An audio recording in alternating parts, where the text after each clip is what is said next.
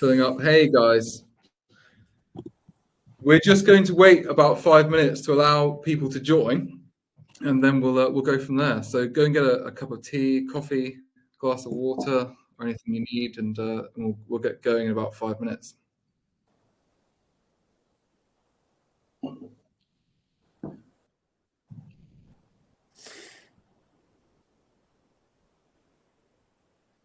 Some familiar faces watching today.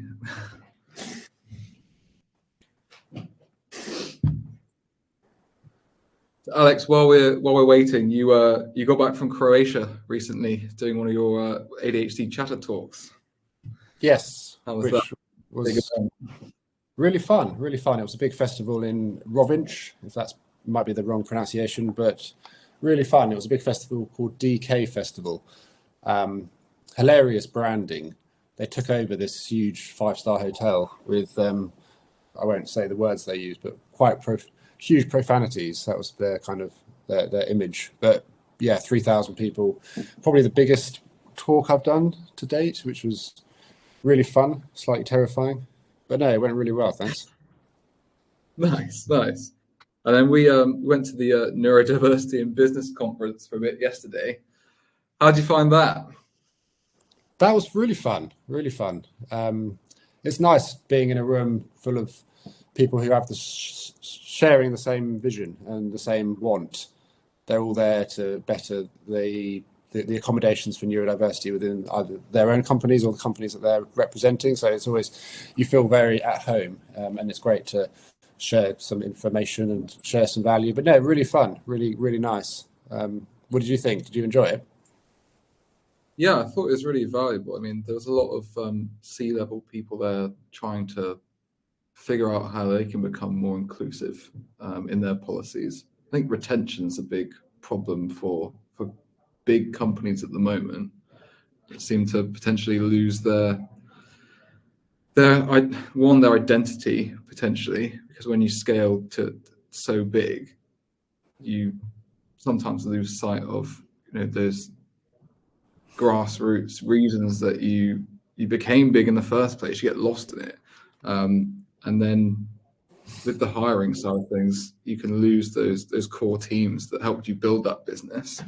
But then also, I mean, we'll get into this in a bit more detail. But the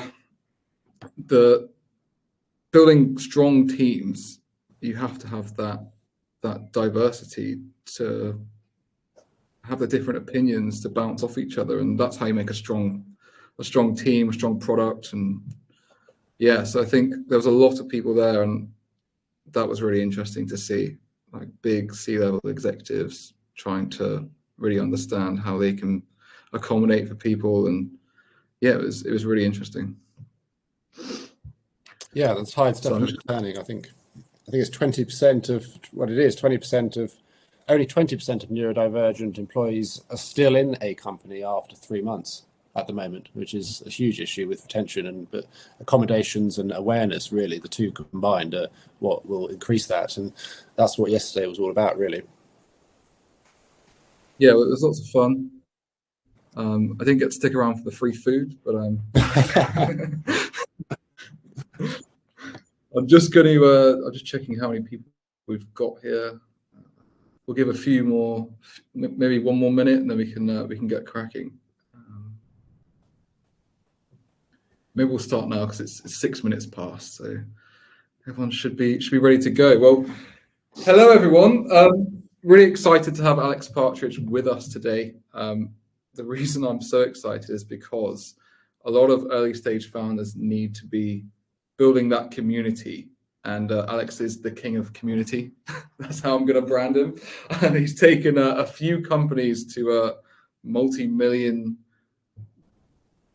user bases, and it's a really interesting journey that I've been privileged enough to speak with him about, and I thought it'd be really good to share that experience with you guys. A lot of you, from my experience of working with early stage founders, sometimes struggle to build that community. You can use that to validate your ideas, make your product stronger, listen to the no's and roll with those punches. Alex has obviously been through that all on his journey, founding UNILAD, founding LADbible, and then most recently again ADHD Chatter, which is a niche in itself. So really excited to get into it. I guess I'll just dive in then. I mean, one of the questions that I've spoken to people about, Alex, is if I've got a product and I'm trying to build a community around it, where would I start? Like, where's the strongest place to start? Would it be LinkedIn? Would it be like, I'll leave that to you to answer. Yeah, it's a great question, and thanks, Alice, for the introduction and for the invite. So it depends on resources, really. LinkedIn's a great one. The content expectation for all of the platforms is slightly different. So it's really a resource issue depending on where you start and what best platform aligns to the product that you're trying to promote, essentially. By the podcast now, for example, is on all of them, but it's predominantly a video-based content strategy. Some of the videos do work well on LinkedIn. A founder starting a business now and wanting to promote it on social media really needs to sit down and have a think and what's the most efficient way to transfer the offering and to build awareness, and what's the best mode to do that with, whether it's text or images or videos. If I were to start a company now, it really does depend on what the company is, which would dictate the platform that I put my resources to. If I was a one-man band, if there's a team, then I would say try and diversify across multiple platforms. But it's really very individualistic depending on what the company is. Did you have an example of a particular company? And then I could potentially then... Yeah, I mean, okay. Let's say you were looking to build a hospitality platform. Let's say Amble, which is one of our kind of flagship projects. So they wanted to partner with as many restaurants as possible.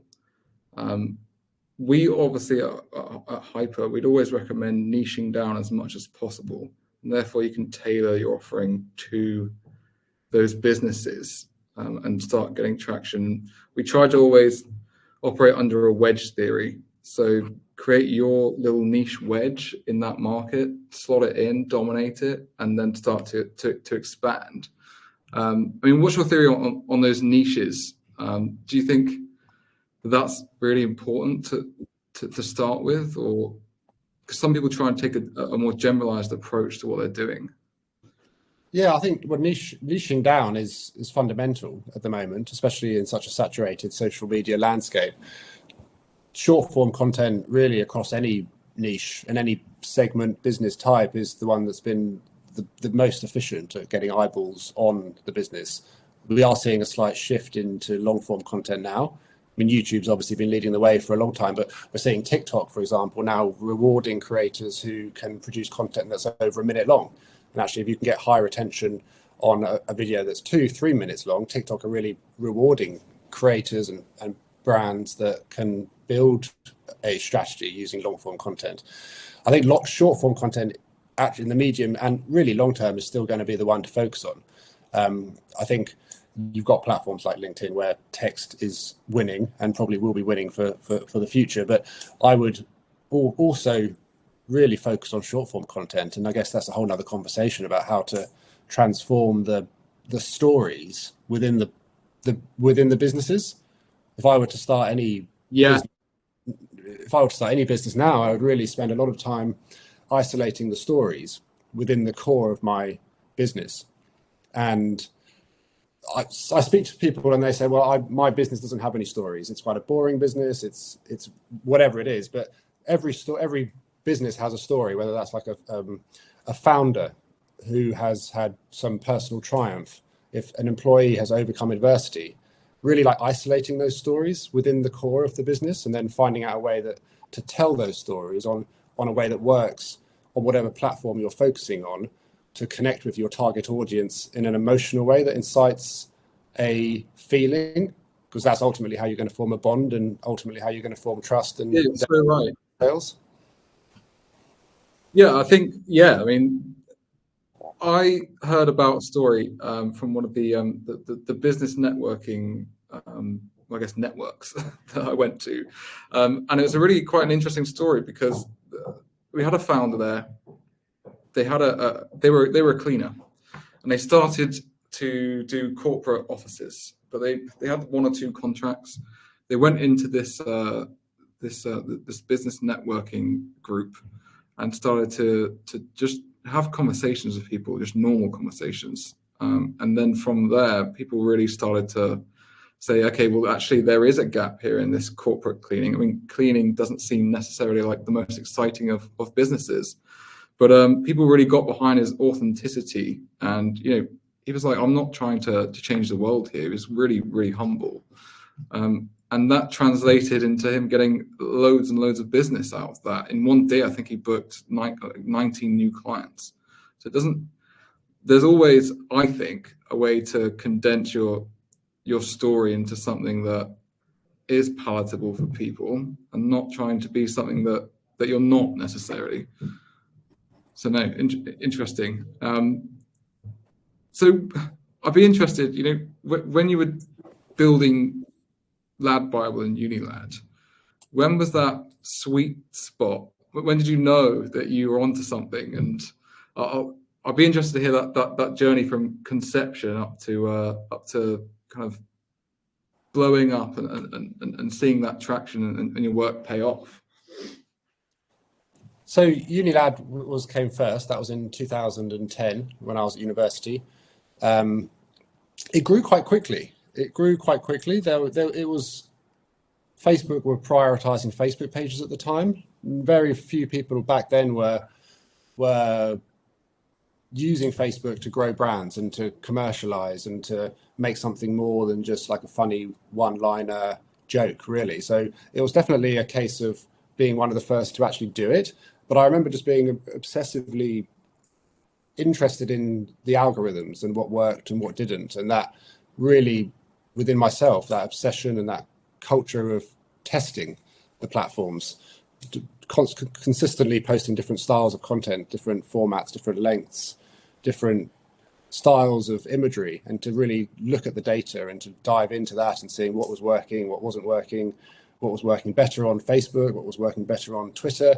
At the time, those were the main players.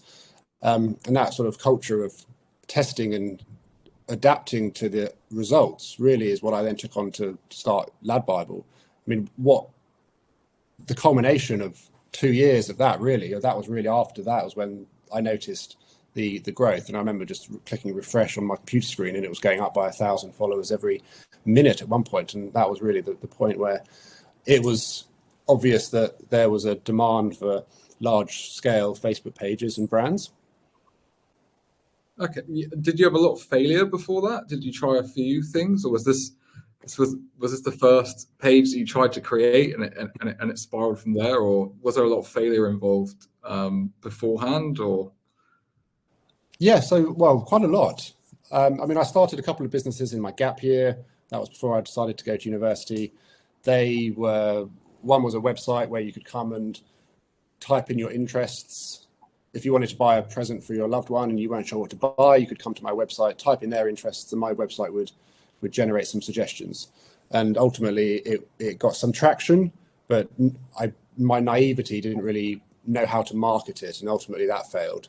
That led me to go to university, and in my first year, I impulsively spent quite a large chunk of my student loan on a giant freezer, and I filled it with pizzas. I made a Facebook page called Quick Pizza. That was my first real attempt at social media. And if a student wanted a pizza in the middle of the night, they would message the page. I would put the pizza in the oven, cycle it around Oxford, where I was at university, Oxford Brookes, and deliver it. And I had 3 or 4 students cycling around the city for me in the middle of the night, delivering these pizzas. But the university shut me down because I didn't have a food safety hygiene certificate. So there's a lesson there about going all in on something, but really not paying attention to the details and the sort of crossing the T's and dotting the I's, and that sort of stung me. But that led me on to then abandoning that idea, going into my second year, and ultimately starting UNILAD, which is what what did work. So there was lots of little failures and attempted businesses throughout my entire life, really. But that was my first real step into scaling and using social media effectively. Nice. What made you get back on that horse, as it were, after those first initial failures? Great business model, by the way. I love it. The pizza. I've always had this compulsion inside me to start doing something that was outside of the conventional route. I have worked for people in the past, and it's never really gone well in terms of it's not suited the way I work, and I've left. Being on my own and working on social media, it was kind of the perfect storm to create stuff in a way that suited how I like to work. I'm just fascinated with social media, the ever-changing landscape.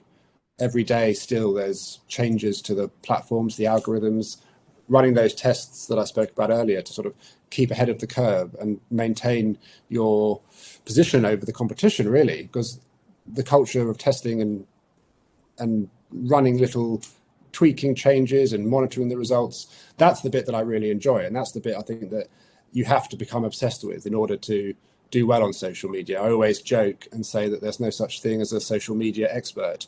If someone says they're a social media, I personally don't think you can be a social media an expert on something that is constantly changing and adjusting. I think you can be an expert at being a tester and really instilling that culture of testing in you.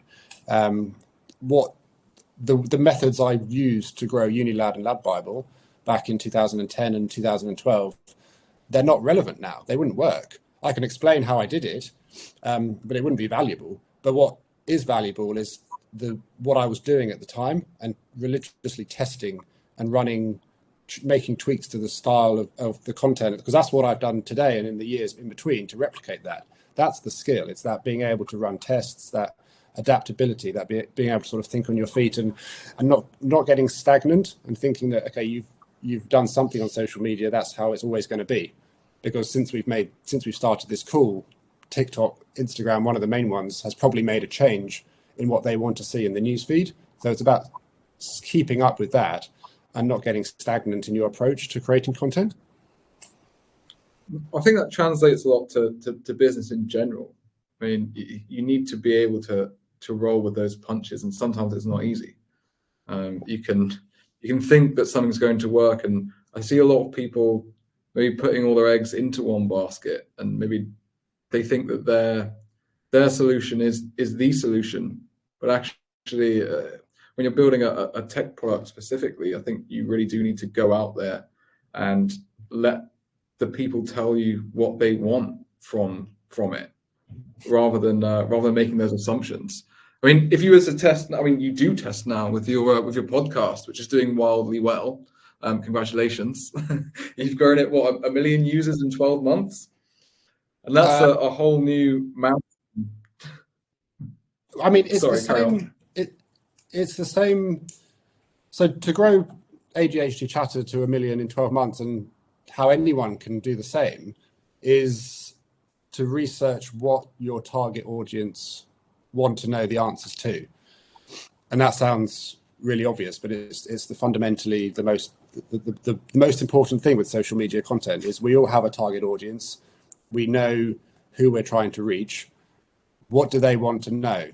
And we can do that by asking them, if we have an existing customer base, whether that's a newsletter or asking your current social media community. If you don't have an audience yet, or if you don't have anything, then you can run ads and you can find your audience through targeting and ask them what they want and really discover what their pain points are.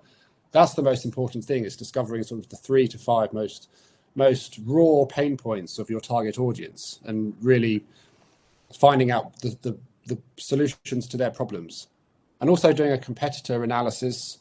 And you can find out quite a lot by looking at the competitors and what they're doing on social media and looking at your competitors' content, find out what content themes are working well, analyze the comment section. There's loads of gold in the comment section of your competitors on social media. Find out what content themes, what content pillars are resonating, and ultimately know your audiences, know your competition's audience better than they do, and then through research and time, attempt to speak to them in a more genuine tone. I think that's the key. Really, that's the key to building any community on social media, is to find out that the 3 to 5 biggest pain points of your target audience. Make sure you know the answer to them, and that can be done through just learning and research and spending time finding those answers, and then delivering that response in a content style that works on the platform that you know where they are. And again, if that's LinkedIn, then okay, that's going to be in text. Address the pain point on the first line. Again, it's that hook. It's that getting that attention. Social media attention is dwindling. It's going down all the time. I think it's 8 seconds at the moment is the average attention span on social media. You have about 1.5 seconds, less than that on TikTok. I think it's about 3/4 of a second. Someone makes a decision on whether to scroll on or stick around to find out if your content's worth watching. You've really got very limited amount of time. I would put 80% of your content strategy and your content production energy into those first seconds of the video, and that's really the same with YouTube Shorts, TikTok, and Instagram Reels. And make sure that you address that pain point. So whatever that is, with the podcast, there's so many pain points within the neurodiverse community, particularly ADHD. I address that in the first second, and then I solve it for them in a way that's either me just talking to camera, or I get creative and make analogies, for example, and they do really well. I think ultimately it's about isolating and locating those pain points that your target audience have, and then delivering those in a way that's digestible and attention grabbing on the platform that they're going to be on. Nice. I think it's quite similar in my new business campaigns. The first question I'll always ask somebody after having hopefully done a lot of research on the actual problem and my solution would be, I'd call someone and I'd ask them straight away, I know that this is a problem within your industry. How are you currently solving it? It's a very valuable question to ask it. If they're not solving that, then they're instantly going to be intrigued. And if they are solving it, to what extent are you happy with that solution? And then you can go into your solution and present what you're doing. And yeah, I think that's really valuable stuff to know. I didn't know about the attention span though for TikTok and for social media. Just a side, why do you think that's the case? I mean, you've been across it for a few years now. I think just because that's just the expectation now. That's how social media is. We started with images only or just text only on Facebook back in 2010. Then it moved to pictures, then it moved to videos. Now the content expectation is people are very impatient. They want to be entertained. They want to get knowledge, value incredibly quickly. And if it's not coming from you, they'll swipe on and find it elsewhere. That's just the landscape that we're working with now. And I think you have to adapt and create content that suits the demand. I think that's what lots of brands are failing at now, or making the mistake. They're not adjusting and they're not adapting to short form content, and as a result, they're getting left behind.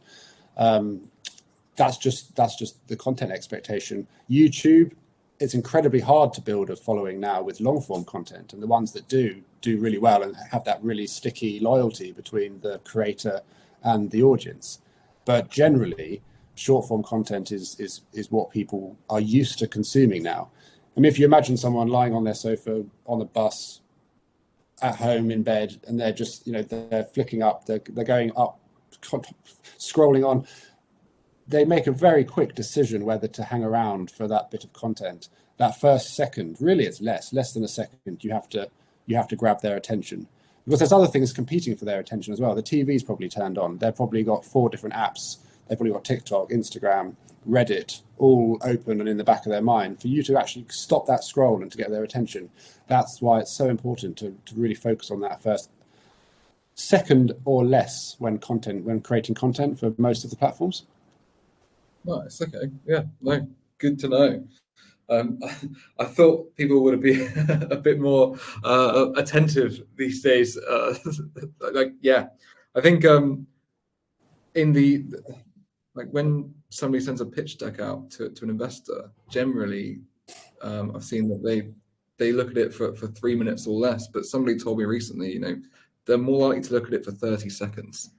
So yeah, I guess that's really valuable to know. Hitting it really hard in the first, for you, a second, maybe in pitch decks, the first 30 seconds to really grab that attention. And I think that does come down to condensing your proposition and really, like you said, knowing your community inside and out, and knowing what pain points they have.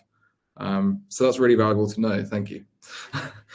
I wanted to ask you a bit, because time is actually going on so quickly, but I wanted to ask you a bit about your experience building teams or having teams and managing your time. I know that's a big factor for you, and it's changed over time as well. You've been doing this for a while now in multiple businesses, but what do you think the importance of building a team is, and how has that supported you in a good way or a bad way in the past?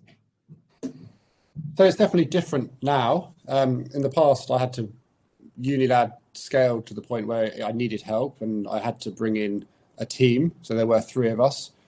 The mistake I made back then is I didn't really trust my intuition, and I didn't really trust that sort of gut feeling that I had, because my gut feeling was telling me that the 2 people who I was bringing in weren't nice people, and they weren't on my side. But because I was in a bit of a panic and a bit of desperation for help, I ignored that, and I paid quite a high price for it. It turned into a 3-year court case, which I ultimately won. But it was a huge mental health and a legal battle, and that's a whole nother story.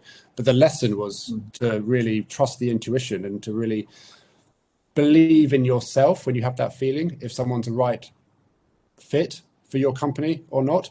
And with the podcast now, that's what I've really brought forward in my learnings, and to recognize the bits that I need help, because I have a habit of wanting to do everything myself, being a bit of I struggle with delegation, but I'm learning that's actually essential now if you want to scale. So when I now have a producer for the podcast, I have a crew who really help me manage the bits that I need help with.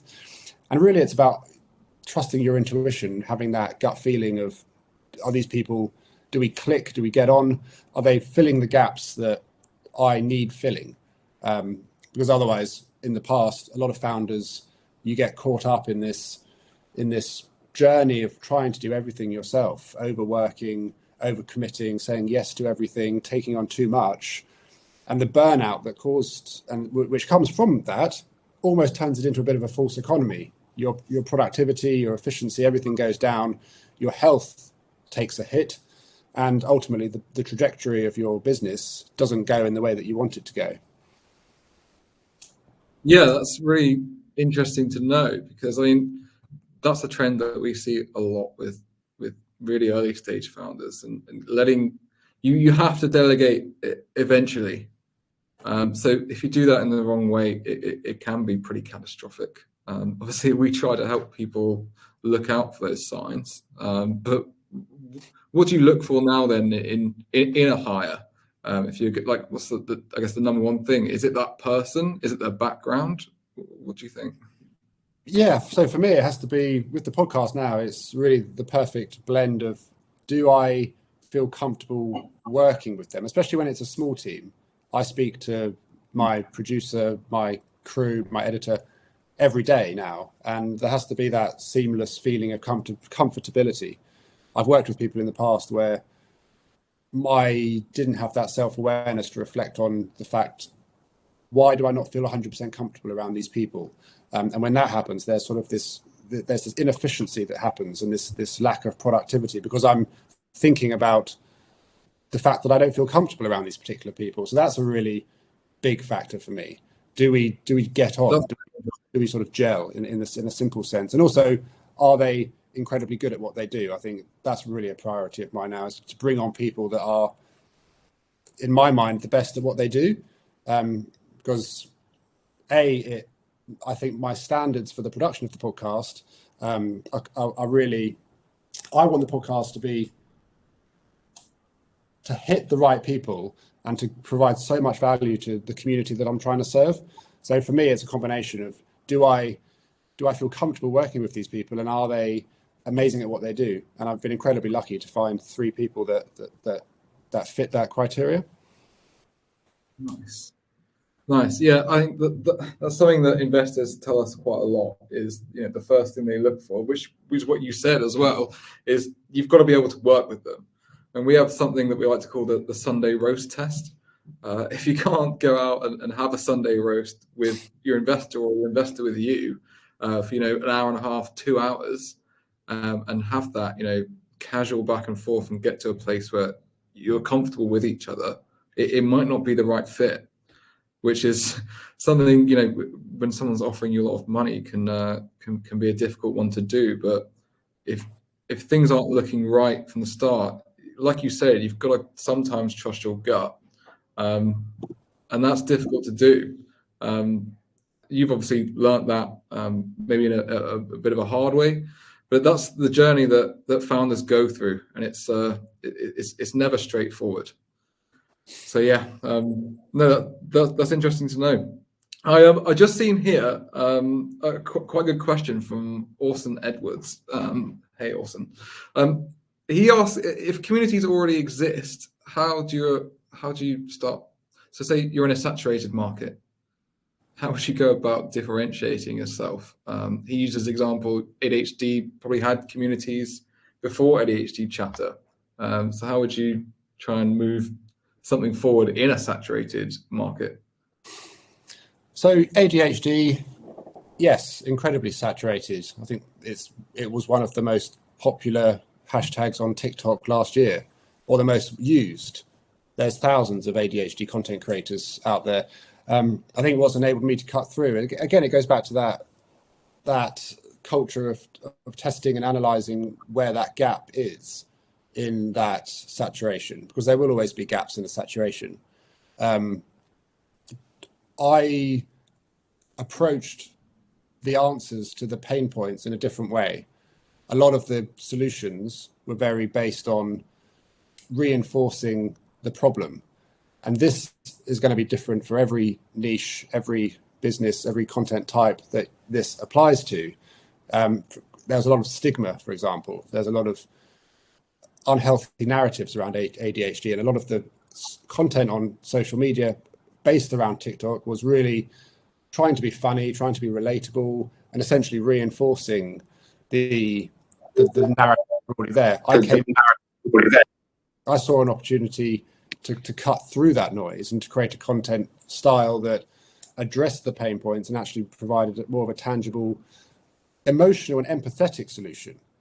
And so really the answer to the question is analysing what the competitor's doing, because generally there'll be a trend in content, and being brave enough to go through that and to do something different, because you have to do something different, whether it's a different answer to the problem, or if there isn't a different answer to the problem, answer the question in a different way, a different content style, play different music, use a different font for the captions, use a different style of intro for the hook. And again, it goes down to that testing. It's find out what already is existing in the social media landscape, be brave to try something new, a different style, and really monitor the results to see what's working and what's not, because there will always be gaps in whatever niche that you're trying to fill. Do you ever feel like when I put content out on LinkedIn, and sometimes I think, you know, that's a bit obvious, or sometimes I feel like maybe that might be stupid, or definitely in the past I've definitely felt that. Do you ever feel anxious about your posts, or maybe like a bit like no one's going to take it seriously, or how in your testing, like failure, you obviously have to deal with that, but do you ever feel a bit silly when you're posting, and is that part of that imposter syndrome that we all kind of feel sometimes? Yes, definitely. Imposter syndrome is big, I think, with any founder and anyone. It takes a huge amount of bravery to post on social media. Obviously, you're opening yourself up to scrutiny, criticism, feedback, which are all ultimately good things. Yeah, especially when you're cutting through and you're talking about a topic in a way that hasn't been spoken about. I think it's about starting small and scaling up, and finding if you're going to run these content tests, to do them very micro level. And if you don't have an existing community, then to have a very small budget to run a paid promotion of a different style of content to see if it works. Or if you have very small communities, like for example, when I started the podcast, I had 5 or 6 very mini communities around ADHD content. They had like 200-300 followers each. I just made lots of little accounts, and then I followed a load of other ADHD accounts. So I had some following, I had some platform to generate a playground for me to run these tests in. And then when I realized what worked in my sort of playground of dummy accounts, I then went all in on those and created that platform on the main ADHD Chatter page. And ultimately, that's the same if you don't have lots of mini accounts, because again, that's not itself that easy to do. Use a bit of budget and to put some money behind, only not much. You can do that with £5-10, and you can run lots of different Facebook ads, tweaking different styles of content, different copy, different hooks at the beginning, and to really analyze the results of what works there. So there's organic and paid versions to run these tests, and to ensure that once you do feel that you're ready to post it to a larger audience, you've actually optimized and much increased the chances of the content landing, because you've already validated it on your testing playground. Nice. Great. Another thing I wanted to ask you, I'm conscious of time now, so forgive me for being abrupt. The partnerships that you've got, I mean, you've had some really interesting guests on the podcast. I know you've got some interesting ones coming up as well, which I won't spoil for everyone. But you've then had to try and go out and create almost these partnerships, I'll call them, by reaching out to people, sometimes cold outreach. What do you think works for you there, or what do you think you've avoided there? With any cold outreach, I do a lot of mine on LinkedIn. I'm lucky now in the stage of the podcast is at the level where I get a lot of inbound, but when I was starting, I was having to cold outreach. For me, it was about, okay, what can I use that gives me an unfair advantage? And everyone has unfair advantages. I always started my LinkedIn messages with my business background, and that got the attention. So that helped me. It's about that culture of creating that hook, and that applies to social media content. I think it also applies to sending cold emails and LinkedIn messages to people when you're after a partnership. And I guess really finding out what works, what you can use, what have you done in your life, what can you do to give you an edge over your competition. It's that unfair advantage that everyone has to get that attention in that initial outreach. And even you get rejected sometimes. How do you deal with that? So it depends who it comes from, really. It depends who it comes from. If it's someone who is someone who rejects me on an outreach, a business point of view, generally I'm okay, because I can look at it objectively and see that it just wasn't a good fit. If it's more of a subjective rejection, a personal one, then yeah, I can take that quite hard. But I think that's very common for a lot of people, especially founders. We see a huge amount of neurodiversity within entrepreneurialism. People with ADHD specifically, we're 400% more likely to start a business. We're very out of the box thinkers. We don't tend to stick to the traditional route. But that's brilliant. But we've also been exposed to so many sort of corrective messages throughout our lifetime. People with ADHD specifically, 20,000 negative messages in our lifetime. So we're primed to react defensively when we encounter one as an adult. So it's a tricky one also when you're navigating the world of entrepreneurialism, because especially obviously in the early days, it's packed full of rejection, absolutely packed full of it. But for me and for many people I've spoken to, there is an ability to compartmentalize it and look at a lot of business rejections objectively and to say, actually, that's probably a good thing ultimately, because it was the wrong time or the wrong fit. But for me personally, it's the personal rejections that come in other areas of my life that I struggle with more. Yeah, it can sometimes, especially as a founder, and you put all that emotion into your business. It can almost seem personal sometimes, even when it isn't. and managing that it can be sometimes quite difficult. Probably there's a lot of people that will resonate with that. We're coming nearly to the end. I mean, one thing I wanted to ask you then as well would be, what surprised you the most in your journey as a founder? I mean, that's not an easy question to answer, but have you ever had one of those wow moments before, where you thought, I didn't expect that to happen, or I didn't expect that to be the case? Yeah, I think with any founder, it's really important to celebrate all of the little wins. And like the analogy I use is that it's quite easy to just get so caught up in the process that you don't realize you've climbed 50 steps. You started on step 1 and now you're up on step 50. And sometimes you don't realize how far you've come until you look back and you see how high you've come, or something reminds you get a message, someone inviting you to speak at a big event, or you get nominated for an award, or someone sends you a message to say how much they appreciate the work that you're doing. And this is a process that happens to so many founders I've spoken to, and they get a bit shocked because they haven't taken the time to celebrate all of the mini wins on the way. Little things like buying the first domain, getting the first revenue, hitting the first annual milestone for targets, all of these things that we can say, okay, that was great, but really not focusing on as much as we should do. And that's also the cause of a lot of imposter syndrome, because we can get to that step 50 and someone says, come and speak at this event because you've done amazing things. And because you haven't acknowledged all the little steps in order to get to where you actually are, you don't recognize yourself in what they're saying.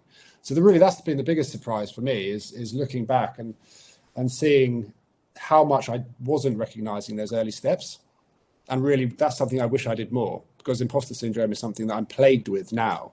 And so many people that I've spoken to feel similar, and really having spoken to them, it's that thing that we all have in common is that we weren't celebrating the wins and really putting things down, celebrating that success. So when that time comes, when we're called to do something that we're qualified and able to do, we feel that we're qualified and able to do it because we've done it. So that would be my biggest surprise is looking back and seeing that process of what I think has caused my imposter syndrome, and many other entrepreneurs feel that too. Yeah, they do, definitely. I mean, it's you can't avoid all the pitfalls, and part of failing is getting back up there and learning from that. And it's not easy to do, in my experience, or the experience of people that I speak to, and the people that do it. I mean, the number one thing that CEOs that are successful say is the defining factor is that resilience. We've had founders that have been funded in a month, and we've had founders that have been funded over 3 years. And if they'd given up after a year and a half, they would have never got there. So it's valuable to hear from someone that's been through that. So if you were to talk about any of the pitfalls that you think that you would have probably rather avoided or surprised by, what would you say some of those pitfalls are? Sorry. So I think for me, having an awareness of, or not having an awareness of burnout has been a pitfall that I unknowingly tripped over many times. I think that really comes down to self-awareness and to really spend time knowing what your early signs of burnout are. And that's going to be different for everyone. For example, you have so much at the start, right? When you start a project, it is that like, let's get going, let's do it. And that can be almost a hindrance sometimes. Yeah, I mean, with that early stage excitement, that's great. That's what causes people to start businesses, that sort of impulsivity, that seeing that idea, getting hugely excited, buying that domain, thinking, this is what I'm doing now. I would advise to in that moment, to take a step back and put that on the ideas shelf. And if it's still there in 2 weeks and it's still getting your attention and you're still getting sleepless nights thinking about it, then maybe there's something there. I think a lot of founders get really excited about a business idea. They buy that domain, they spend a lot of money in the early stages, and then find out that it actually was just a short-term excitement, and they're not really interested in the business 2 months later, once that honeymoon period's over and the boring, the tricky stuff has to be done. So I would always say put time between that initial excitement. And it sounds counterproductive, because I think that's actually what makes some founders great. But from my experience also, it's also what can lead to burnout and costly situations. Some people have spent huge amounts of money in the early stages, really overcommitted with investors when they're in that early stage. They've had meetings with investors really quickly, and the investors have signed up, and suddenly they're in a really bad situation because they've agreed to take on X amount of funding and they don't want to do the business anymore. So it can have really bad mental health consequences if we act on that early stage excitement too early. And to recognize also what the early stages of burnout are for you, and that's different for everyone. For example, for me, if I start getting irritable with my partner, if I miss a dog walk, if I start pulling out my USB stick without properly ejecting it, it sounds silly, but if I just yank it out from the side of my laptop, these are all things that they're the small things, the early warning signs for me that could be a sign that burnout's around the corner. And when I ignore those and just push through it and carry on working, then the big things that actually matter start taking a hit as well. And I can tell my sleep goes down, my diet, I start ordering takeaways, I stop walking my dog, I stop doing my exercise regime. So paying attention to what your little things are, and that's a self-awareness exercise, finding out what the little things for you, and when they start taking a hit, that could be a sign of impending burnout, and to not ignore those. Nice. No, that's really valuable. I really think what you said before about people getting that excitement and maybe throwing all their eggs into one basket without having that validation. I mean, that's exactly why Hyper exists, is to help those early stage founders that have that excitement, which is fantastic, but to really validate that by building a community, engaging with them, and seeing what do they want from your solution. And if you don't have that, I mean, 2 months down the line, you can start wavering yourself. But if you've got that community to fall back on and to engage with and give you that validation, that's a really valuable thing to have. That's really why I wanted to get you on to try and articulate. It is so important, building that community up. And I'm really thankful for you for coming on today. It's been really good to chat and to actually be able to ask you these questions and provide that for our founders. So thank you so much for coming on. Thanks, Ellis. Thanks so much for the invite. It's been a lot of fun. And no, it's not a real tree. Someone's asked if it's a real tree. It's not. It's my little prop. Did you have a tree? Paulina has asked if it's a real tree. It's just my thing.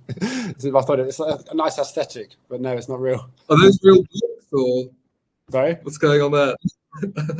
Are those real books? Am I real? We're in the Matrix, Ellis. Nothing's real. Oh, let's not go there. Well, no, I really can't thank you enough. It's been really good, and it's been really good to have that candid chat as well. I think I get quite nervous with these things, and you just got to kind of dive in and be yourself, and it's really good we were able to do that. Absolutely. Thanks very much, everyone. Thanks for your time. Thanks, everyone. Take care of yourselves, and see you on the next one. Cheers, Alice. Cheers. Bye.